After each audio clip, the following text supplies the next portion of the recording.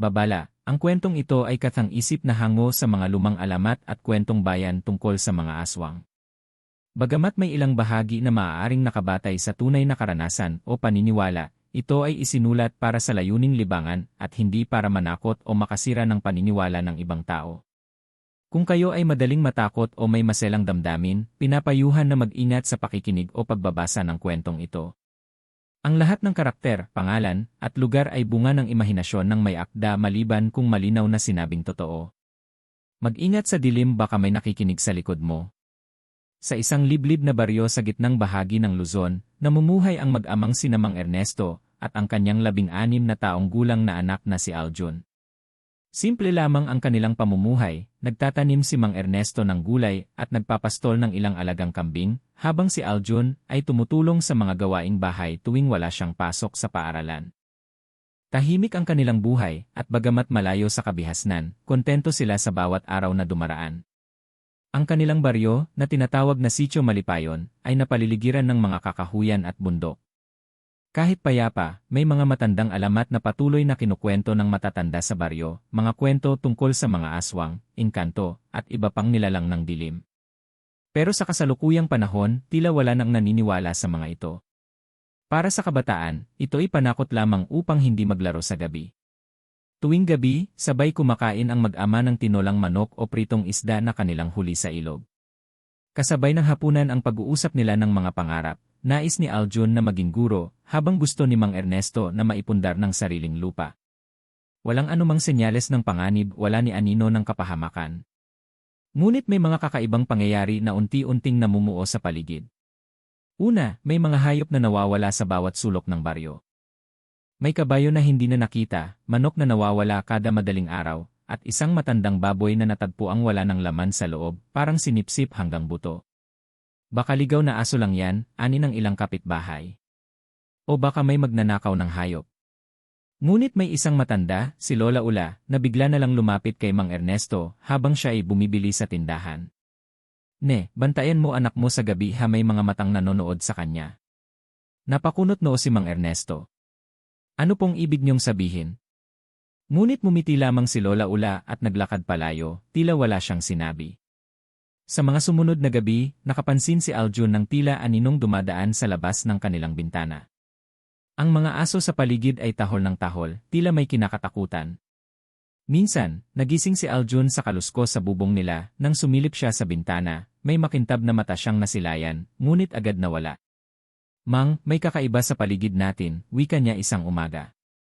Ngunit mumiti lamang ang ama. Huwag mong patulan yan, anak. Baka guni-guni mo lang. Magdasal ka.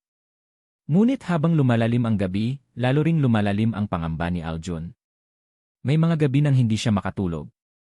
May pakiramdam siyang may nakatingin sa kanya tuwing siya ay nasa ilalim ng kumot. May mga tunog na tila hindi galing sa hayop, parang tao, ngunit hindi rin. Dumating ang isang gabing maunos at makulimlim. Malakas ang ulan at may kasabay na kulog at kidlat.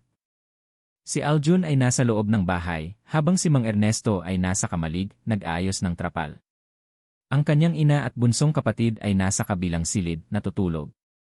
Bigla na lang may malakas na tunog na parang pagbagsak ng kahoy.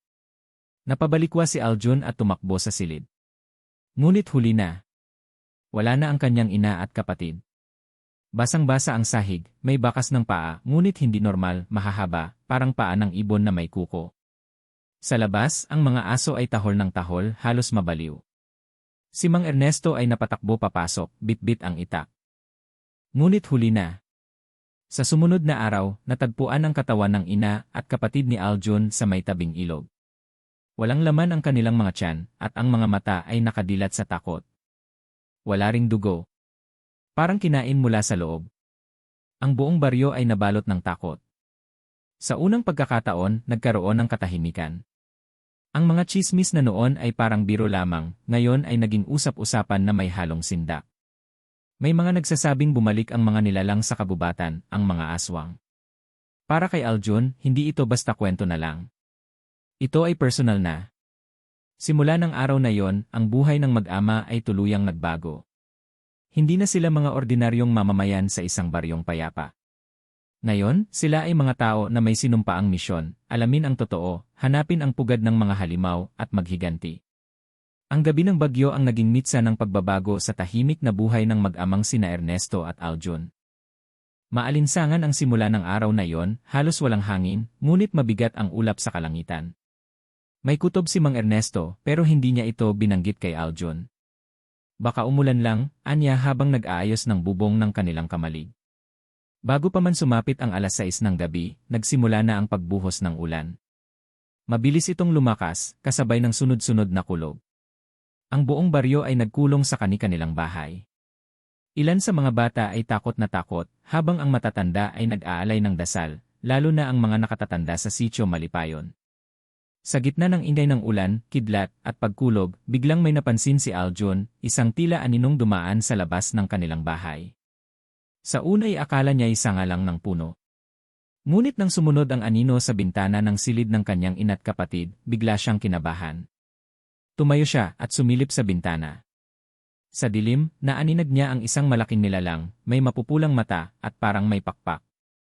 Isang saglit lamang iyon, ngunit sapat upang maramdaman ni Aljun ang malamig na pawis sa kanyang batok. Mang, sigaw niya. Ngunit dahil sa lakas ng ulan, hindi siya agad narinig. Tumakbo siya patungo sa silid kung saan natutulog ang kanyang ina at kapatid, ngunit ang kanyang pagkabiglay hindi matatawaran nang makita niyang wala na sila sa loob. Wasak ang bintana. May mga bakas ng basang paa, hindi normal na mga paa, kundi mahahaba at matatalim ang mga daliri. May bahid ng dugo sa basang sahig. Parang may hayop na sumunggab sa kanila at inilabas sa bintana. Sa sobrang taranta, sinugod ni Aljun ang labas ng bahay sa kabila ng ulan. Tumakbo siya papunta sa kamalig kung saan naroon si Mang Ernesto. Aandyan sila? O wala na si nanay, halos pasigaw niyang sabi. Hindi na nagtanong si Mang Ernesto. Agad siyang bumitbit ng itak at dalawa silang sumugod sa paligid, tinawag ang pangalan ng nawawalang mag-ina, sinuyod ang mga palayan at daan, ngunit walang sagot, walang tugon. Tanging ang tunog ng ulan at ang sigaw ng mga kuliglig ang kasama nila. Kinabukasan, habang hindi pa sumisikat ang araw, isang grupo ng mga taga-baryo ang tumulong sa kanila. Sa may ilog, ilang metro mula sa kanilang bahay, natagpuan ang kalamnan ng trahedya. Ang katawan ng ina at kapatid ni Aljun ay magkatabi sa damuhan. Wala nang saplot. Wala ring dugo. Ang kanilang tiyan ay nakabuka, ngunit walang organo sa loob. Parang inubos, kinain, sinimsim. Ang kanilang mga mata ay nakadilat sa takot, tila nakita nila ang isang bagay na hindi makatao. Nanginig si Aljun. Napaluhod si Mang Ernesto. Isang iyak na walang tunog ang lumabas sa kanilang mga bibig. Hindi ito gawa ng hayop, wika ng isang matanda. May mga nilalang na bumabalik kapag panahon ng bagyo, bulong ng isa pa. Si Aljun, kahit hindi makapaniwala, ay ramdam na ramdam ang sinasabi ng mga matatanda. Hindi ito ordinaryong krimen. Hindi ito gawa ng tao. Ito ay gawa ng halimaw. Dumaan ang ilang araw na tila bangungot sa mag-ama. Hindi sila makatulog. Hindi sila makakain. Ang tanging iniisip nila ay, bakit? Bakit ang kanilang pamilya? At sino ang susunod? Dito nagsimulang magsalita si Lola Ula, ang matandang kilala sa baryo bilang albularyo. Nilapitan niya si Mang Ernesto. Sabi ko sa'yo, bantayan mo ang anak mo. Ngayon, silang dalawa ang kinuha, bulong niya. Ano pong alam ninyo? Tanong ni Ernesto. Hindi lang ito basta aswang, ani ni Lola Ula. May lumang galit. May sumpang nakaugat sa lahi mo. Nagulat si Mang Ernesto. Anong sumpa? Hindi ko alam yan. Ang lolo mo at ang lolo ng lolo mo, sila ang isa sa mga huling aswang hunters dito sa Banahaw. Marami silang napatay. At ngayon, ang mga anak ng mga nilalang na yon ay bumabalik para gumanti. Napayuko si Mang Ernesto. Sa loob-loob niya, naalala niya ang mga luma at kakaibang panalangin na itinuro ng kanyang ama sa kanya noong siya ay bata pa. May mga simbolo sa kanilang lumang bowl. May agimat na matagal nang nakatago. Hindi niya pinaniwalaan noon. Ngunit ngayon, iba na. Dahil dito, nagsimula ang desisyon ng mag-ama, hindi na sila pwedeng umasa sa pulis. Hindi sila pwedeng manahimik. Hindi nila pwedeng hayaang mangyari rin ito sa iba. Ang kanilang pamilya ay biktima. Pero ngayon, sila ay magiging mandirigma. Sa susunod na bahagi, mag-amay magsisimulang mag-imbestiga. Matutuklasan nila ang mga lihim ng kanilang angkan. At hihingi sila ng tulong sa isang albularyo upang matutunan ang sining ng pangontra at paghahanap ng pugad ng aswang. Matapos ang matinding dagok na sinapit ng kanilang pamilya, tuluyang nagbago ang pananaw ni Mang Ernesto. Hindi na ito ang parehong lalaking tahimik at kontento sa simpleng buhay.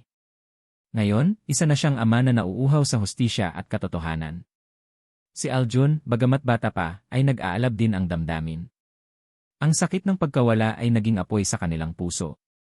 Hindi sila hihinto hanggat hindi nila nalalaman kung sino o ano ang pumatay sa kanilang mahal sa buhay.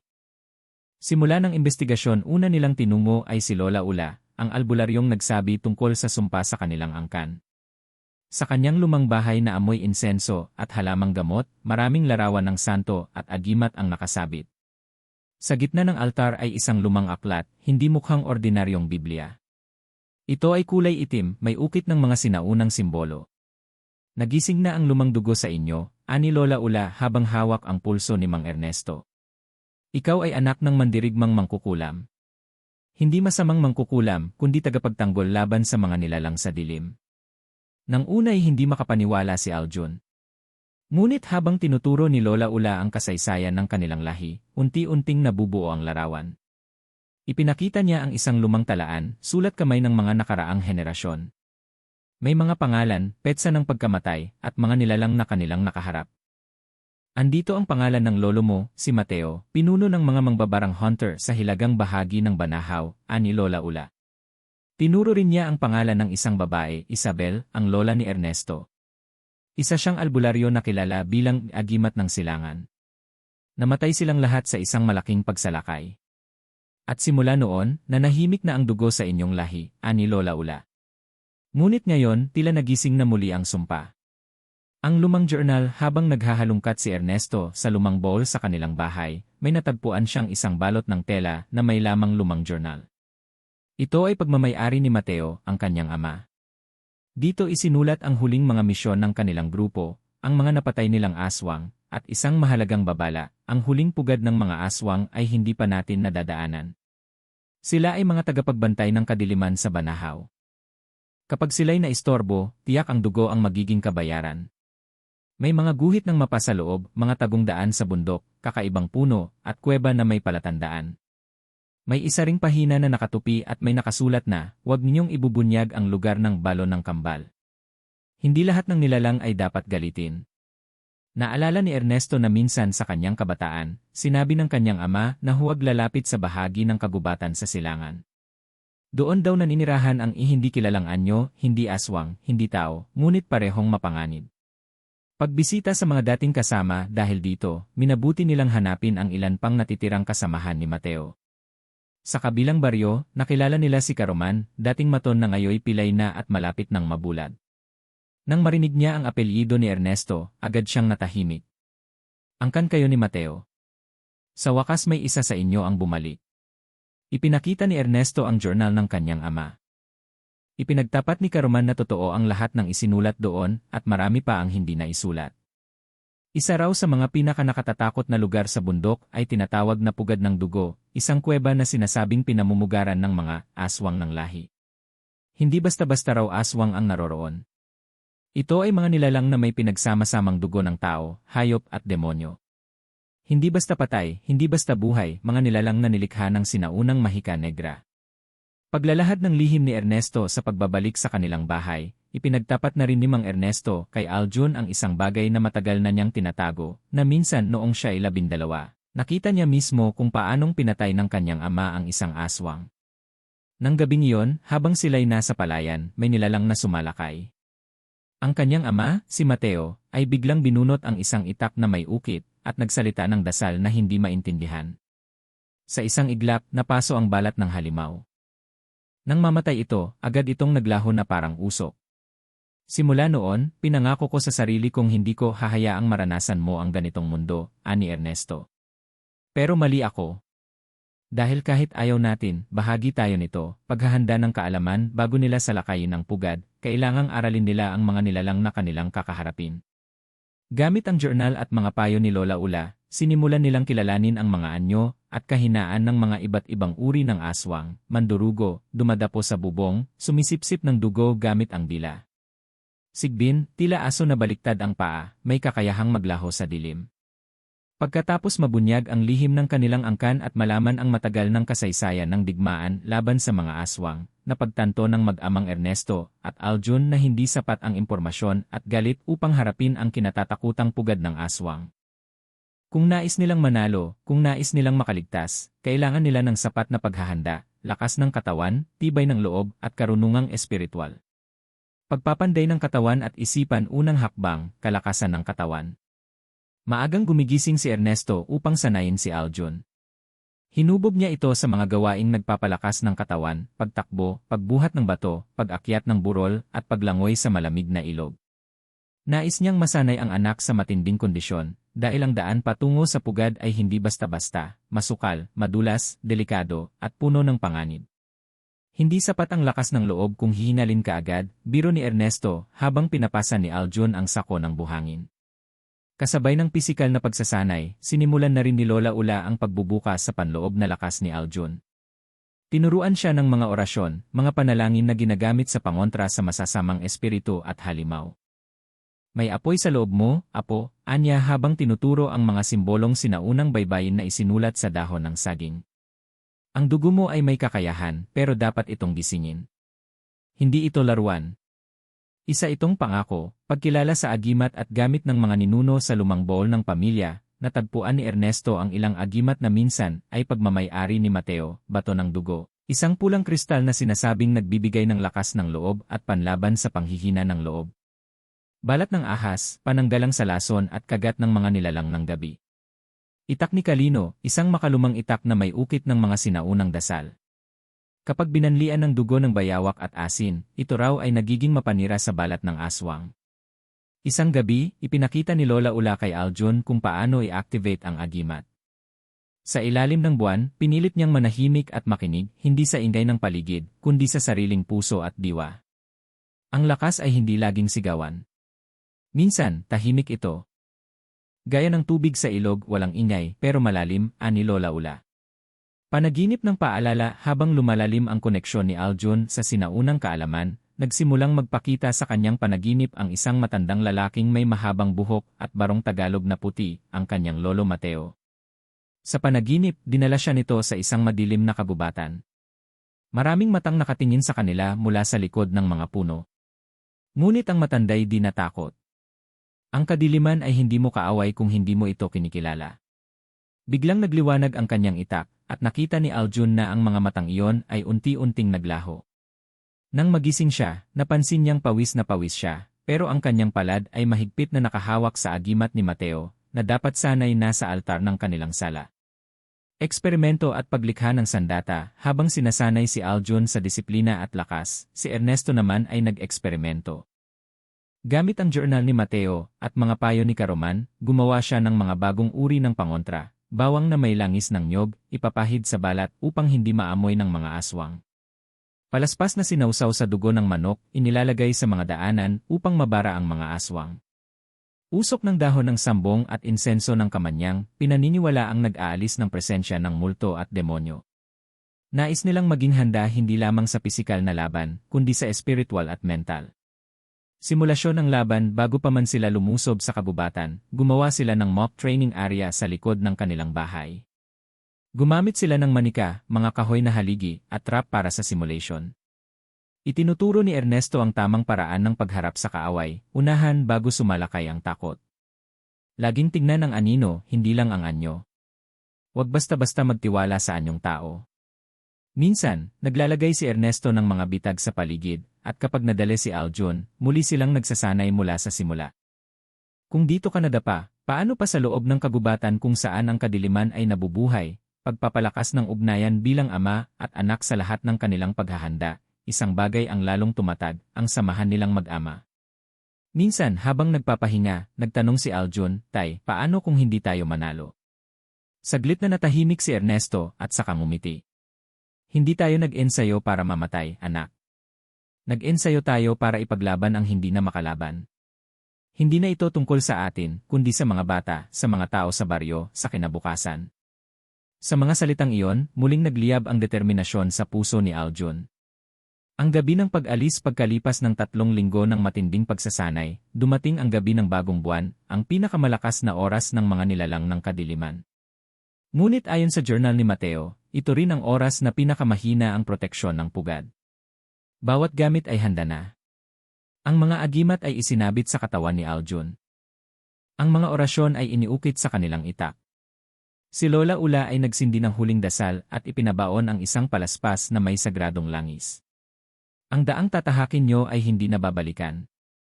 Maging matatag.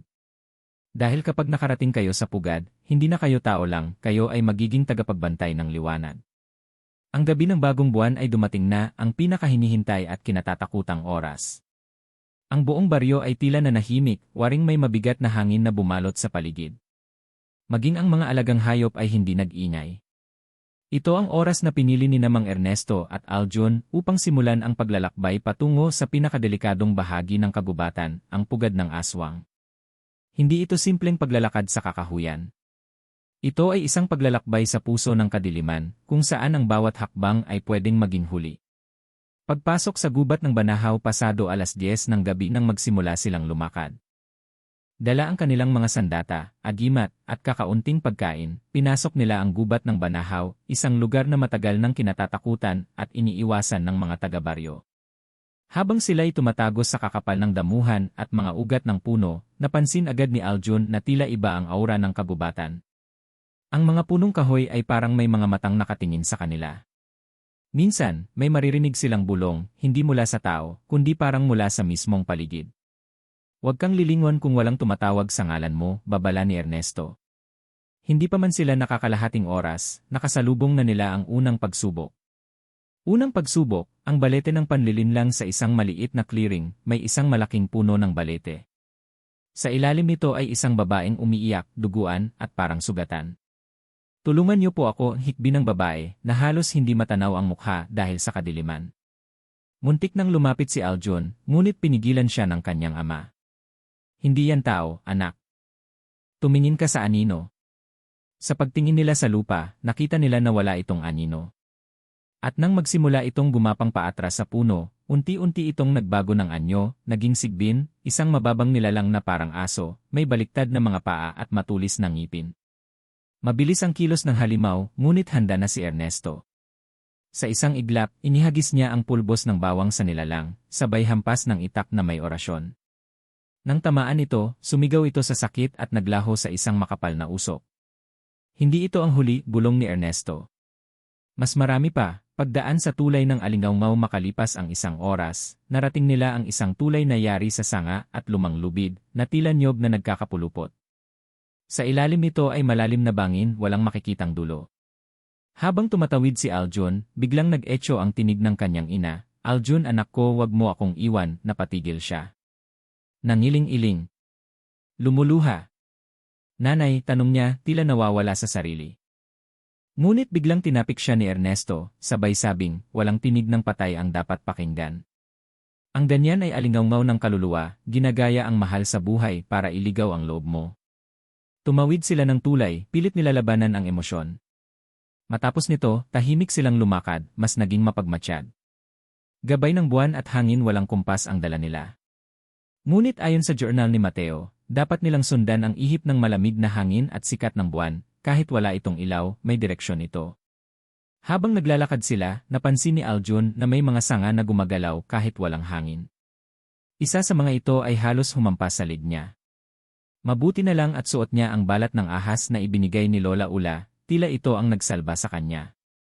Hindi lahat ng pag-atake ay halata. Minsan, likas lang silang nandyan, bulong ni Ernesto. Pagkikita sa tagabantay ng lagusan sa ikatlong bahagi ng kagubatan, may isang maliliit na bato na nakaayos na parang altar. Sa gitna nito ay isang matandang lalaki, puti ang mata, pero nakangiti. Hindi siya kaaway, kundi tagabantay. "Ako si Luko.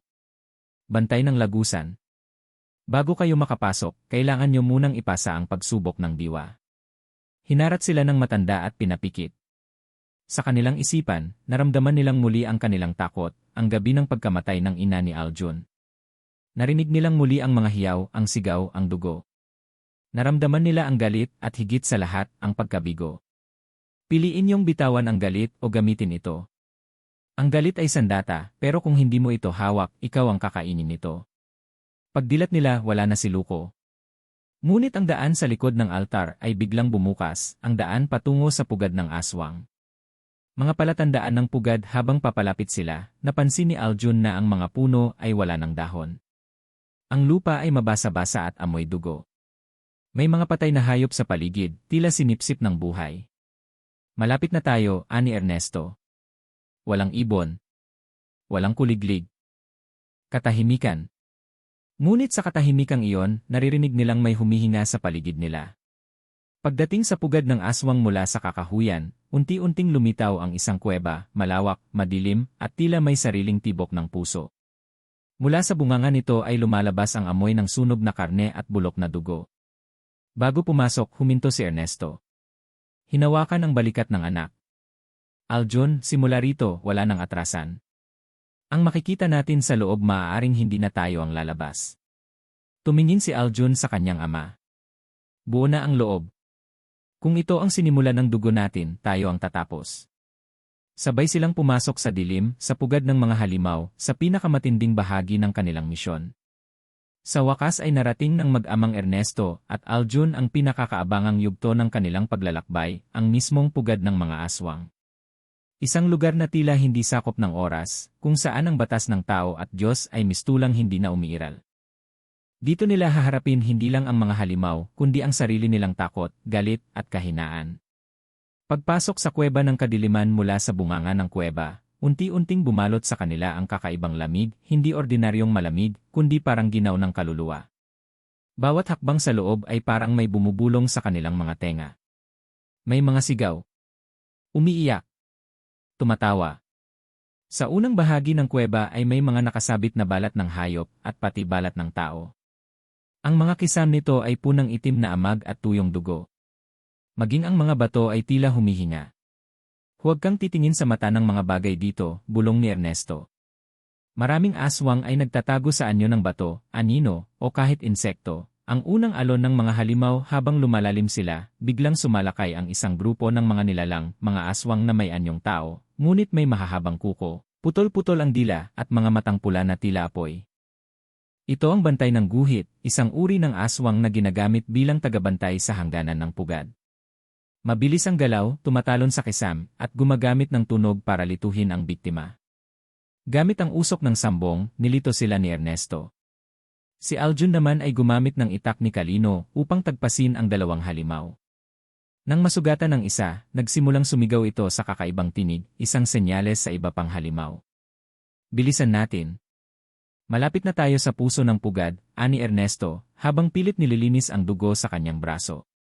Ang silid ng mga alay habang papalapit, narating nila ang isang malawak na silid kung saan nakasabit ang mga kalansay ng mga alay, kababaihan at bata, ang ilan ay tila sariwa pa.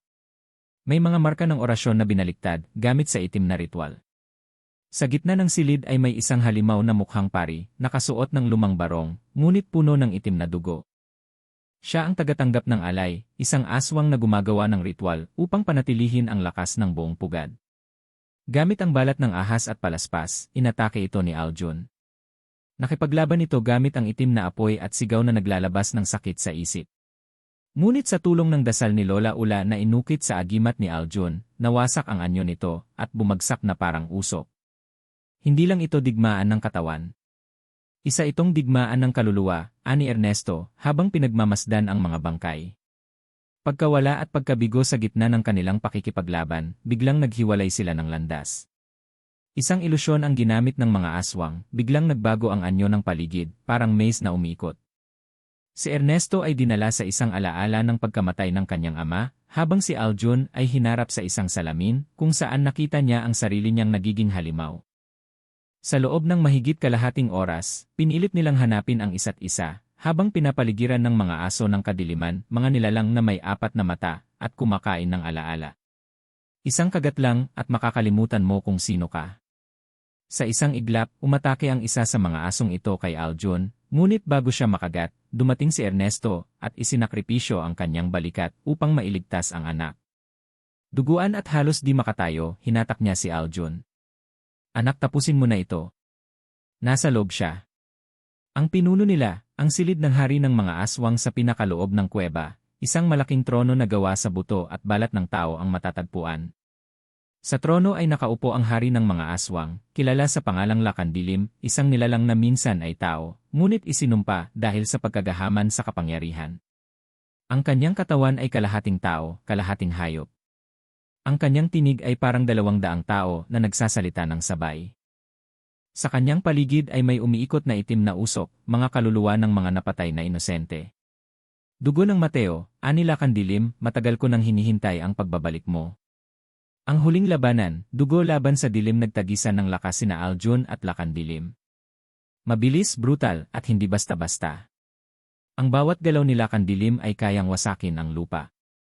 Ang kanyang ngiti ay kayang patigilin ang puso.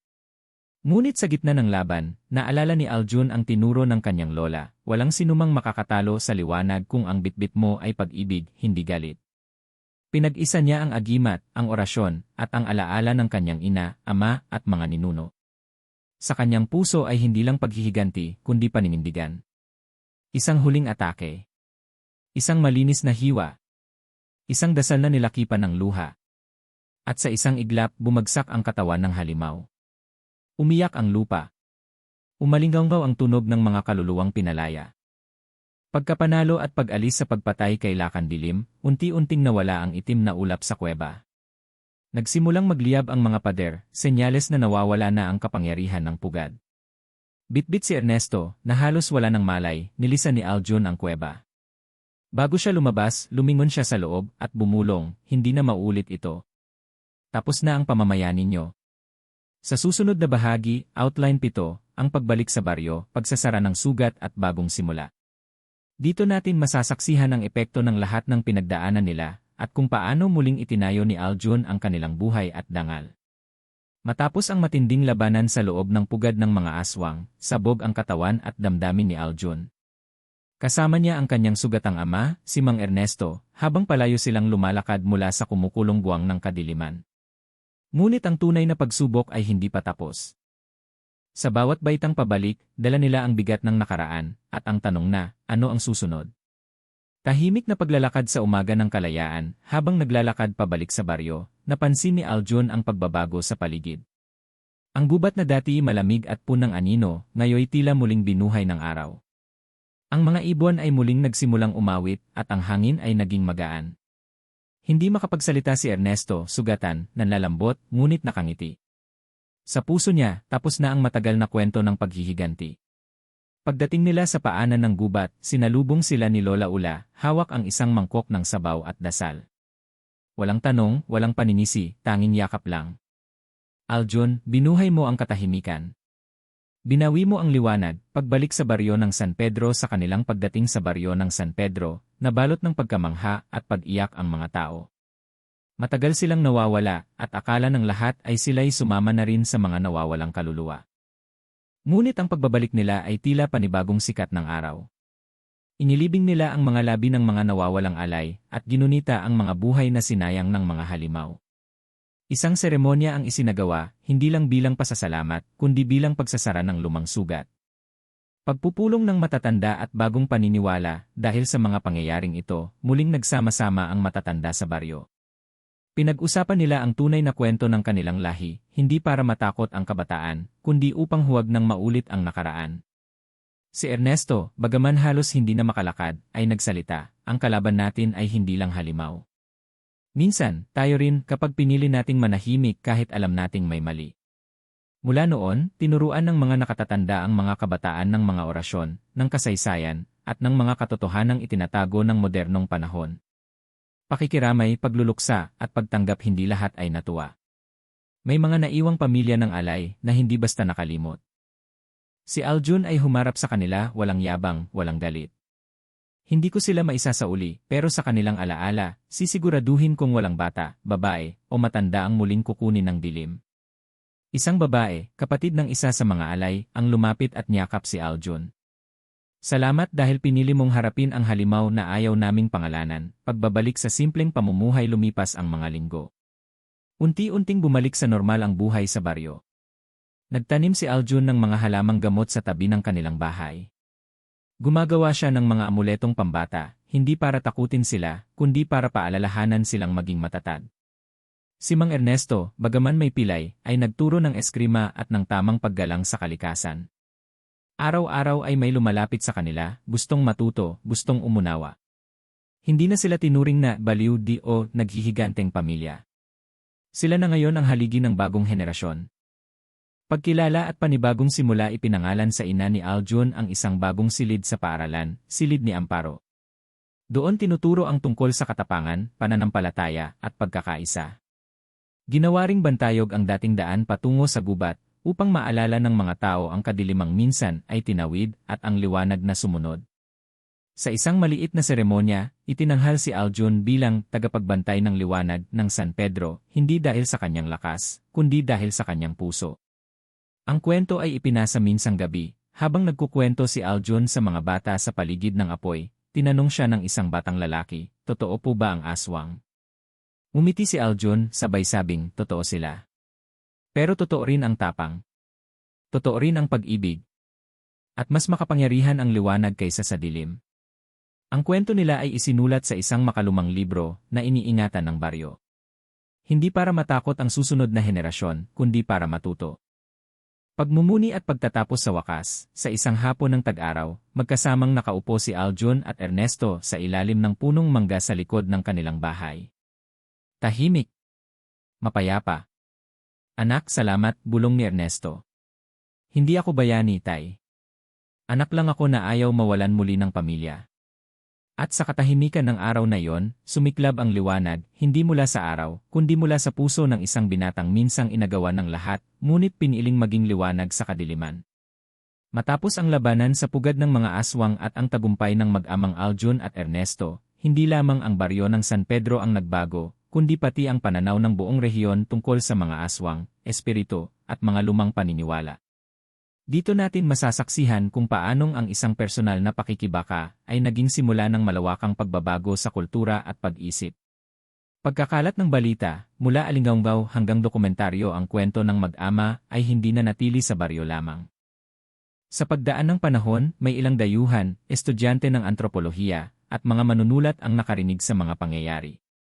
Isa sa kanila ay si Mara Trinidad, isang young journalist mula sa Maynila, na nagsimulang magtanong-tanong at magsiyasat. Nagsulat siya ng artikulo, "Ang Baryong Nakalaban sa Kadiliman," na naging viral. Kalaunay ginawa pa itong mini-documentary na umani ng milyon-milyong views. Ngunit sa halip na gawing sensational horror, binigyan niya ito ng dignidad, hindi lang ito kwento ng aswang. Isa itong kwento ng katatagan, paniniwala, at pamilya, pagsisimula ng panibagong diskurso sa kultura sa mga universidad at cultural centers. Nagsimula ang mga open forums at symposium tungkol sa mga halimaw ng Pilipinas. Ngunit ngayon ay hindi na para lang katakutan, kundi upang maunawaan ang pinagmulan ng mga paniniwalang ito.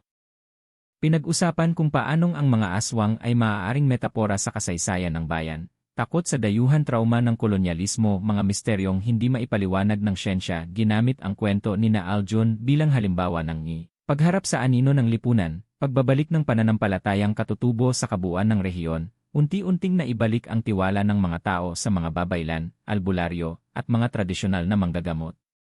Hindi na sila kinukutya, sa halip, sila na ngayon ang tinuturing na mga tagapag-ingat ng espiritual na kasaysayan. Sa baryo ng San Pedro, ginawa pang Bantay Liwanag Festival tuwing buwan ng Nobyembre, kung saan ginugunita hindi lang ang laban, kundi ang paghilom ng bayan. Ang mga batang dati takot lumabas sa gabi, ngayon ay nagsasayaw habang may hawak na mga butil ng asin at dahon ng bayabas.